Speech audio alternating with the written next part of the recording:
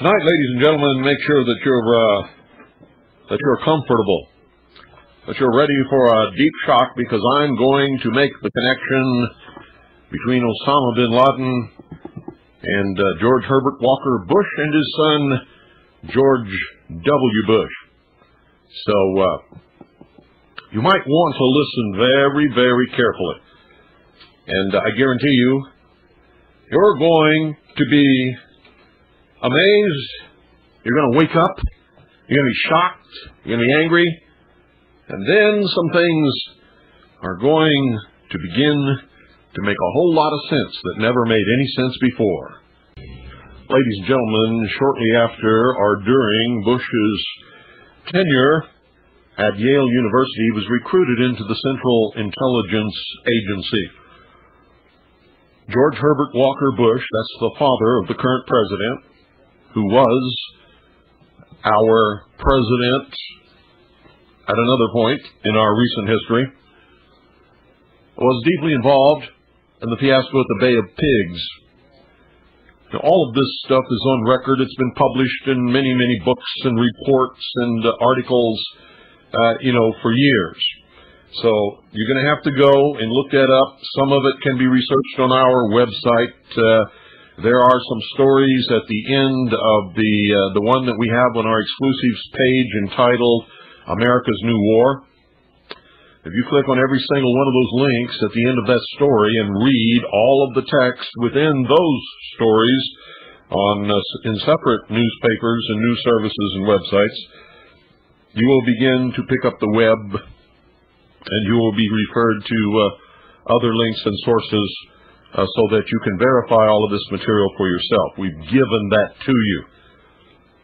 In my book, Behold a Pale Horse, you can see some of the history of President George Herbert Walker Bush in connection with the Central Intelligence Agency, the drugs in the Golden Triangle, the connection between the Iran-Contra affair, drugs, Oliver North, Admiral Poindexter, and a whole bunch of other things, and that tremendous financial conglomerate known as Bank of Credit and Commerce International, otherwise known to researchers as BCCI.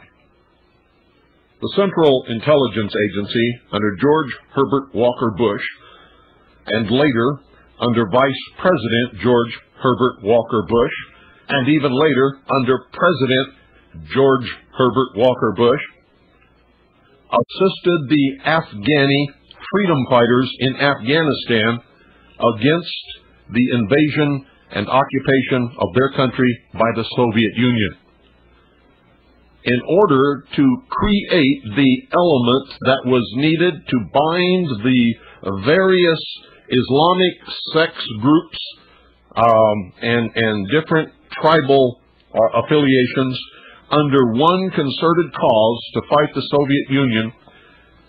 The Central Intelligence Agency corrupted the religion of Islam and taught this corrupted version to special leaders that they recruited in order to teach it to others in cooperation with the Pakistani SIS, that's their secret intelligence service.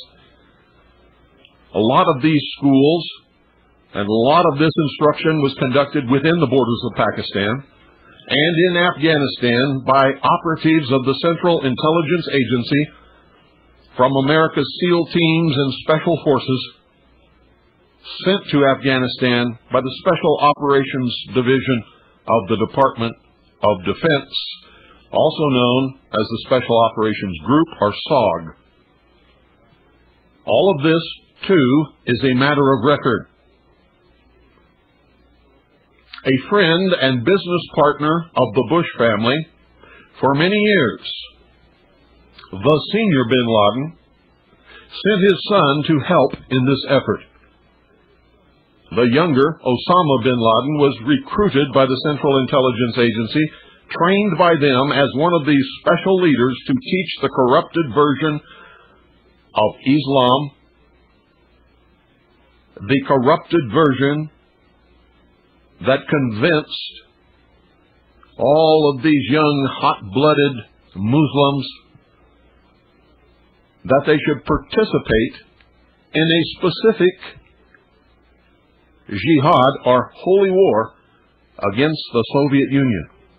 Arms were furnished by the Central Intelligence Agency, and there were advisors from the United States of America with these people as they fought the war against the Soviets for all of those years.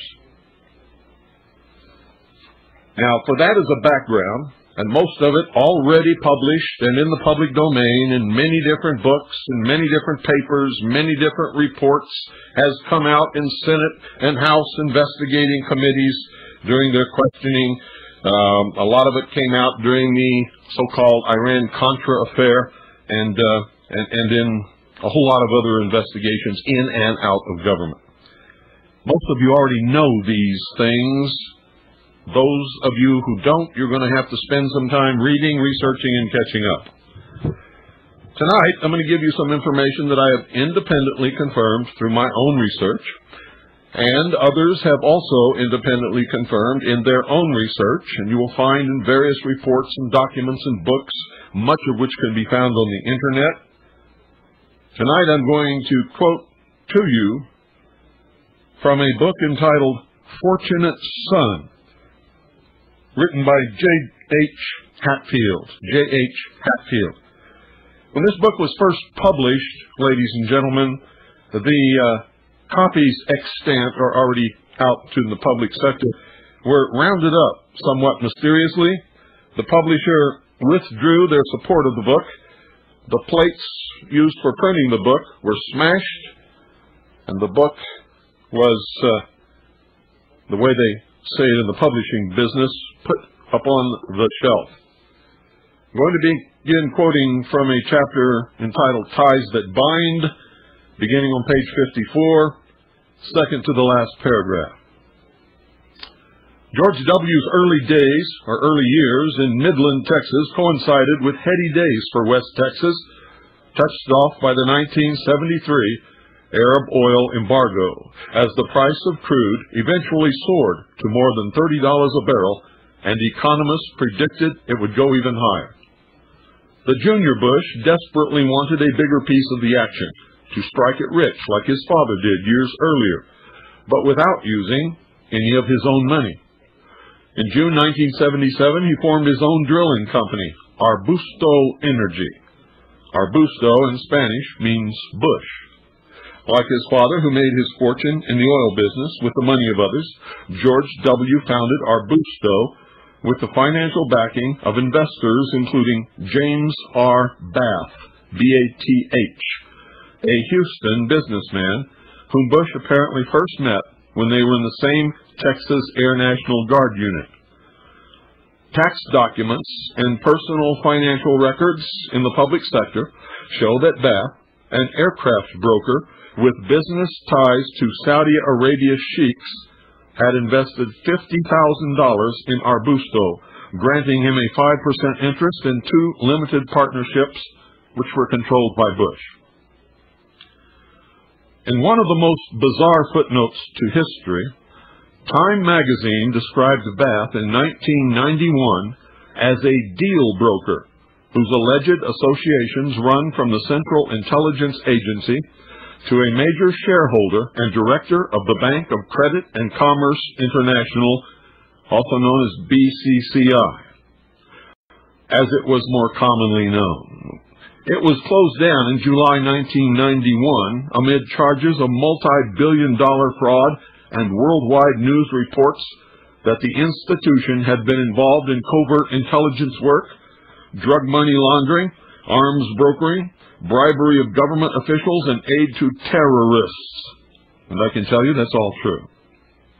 An accounting commissioned by the Bank of England finally exposed the extent of BCCI's deficits and criminal offenses, forcing the bank's eventual collapse.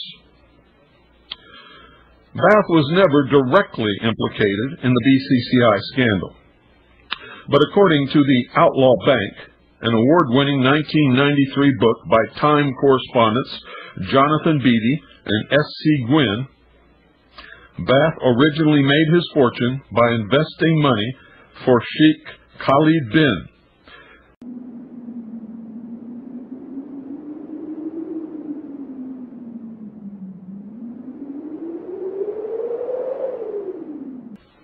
That's Sheikh Khalid bin Mahfouz, and another BCCI-connected Saudi, Sheikh bin Laden. Allegedly, and he absolutely is, it's not allegedly at all, the father of none other than Osama bin Laden, the man accused by the U.S. government of masterminding the August 1998 terrorist bombings of the American embassies in Kenya and Tanzania, which killed more than 250 people, and now the mastermind of the attacks upon the Pentagon and the North and South Towers of the World Trade Center buildings in New York City. According to news reports, in a 1976 trust agreement drawn shortly after Bush's father was appointed director of the Central Intelligence Agency, now listen closely, Saudi Sheikh Salman bin Laden appointed Bath as his business representative in Texas. Bin Laden, along with his brothers, owned Bin Laden Brothers Construction, one of the largest construction companies in the Middle East. In a 1991 deposition, Bath testified he was the sole director of Skyway Aircraft Leasing Limited.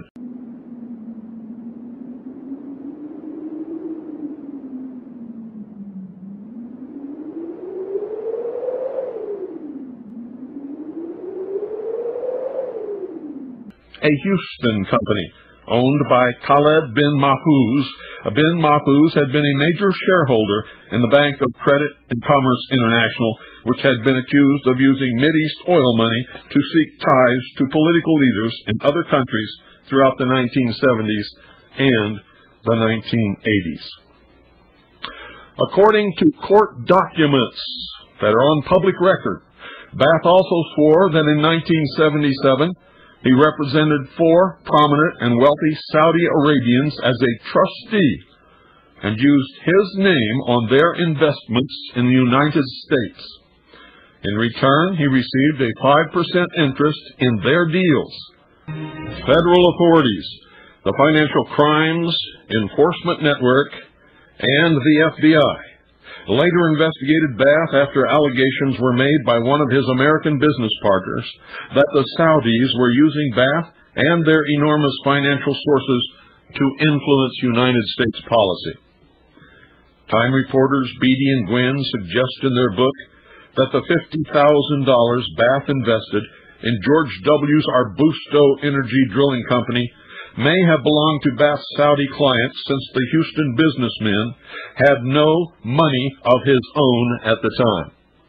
The truth is, the only source of his investment money was from the Saudi investors whose names I have already quoted to you. Ironically, the money used to underwrite the first business venture of a possible future president of the United States may have been derived, at least in part, from the family fortune of Saudi terrorist Osama bin Laden. In 1990, in an attempt to distance himself and his presidential father from the growing BCCI scandal, George W. Bush stated in an interview that neither he nor the elder Bush had ever conducted business with James Bath. It was a bold-faced lie. Junior went on record at the time as saying that he met the Houston businessman in 1970 when both were fighter pilots at the Air National Guard base at Ellington Air Force Base. President Bush, quote, knows Bath the way he knows thousands of people, end quote, his son told the press. And the two men could not be considered good friends. Another bold-faced lie. Quote, I've never done business with him, and I know the president hasn't either, end quote. Another bold-faced lie. Because, ladies and gentlemen, a few months later, the release of tax documents and personal financial records into the public sector forced George W. Bush to admit that Bath had indeed been one of Arbusto Energy's original investors. Bush said that to his knowledge, Bath's investment was from personal funds, and no available evidence existed to determine that the money came from Saudi interests, except for the fact that no personal funds of that magnitude could ever be located or ever be found on record to have belonged to Mr. Bath. A lot of questions remain unanswered as to Bath's motives behind his investment in George W.'s first business venture. But in light of the record of George W.'s father, George Herbert Walker Bush, his involvement with the recruiting and training of Osama bin Laden, his friendship with the bin Laden family and many other wealthy and well-placed Saudi Arabians in the Middle East, his involvement, his deep involvement in the oil industry, both in the United States and in the Middle East, and his involvement with the Central Intelligence Agency has convinced an awful lot of people that that whole financial enterprise, to be able to invest money into George W.'s fledgling business, was not only influenced but probably set up through the influence of his father, George Herbert Walker Bush.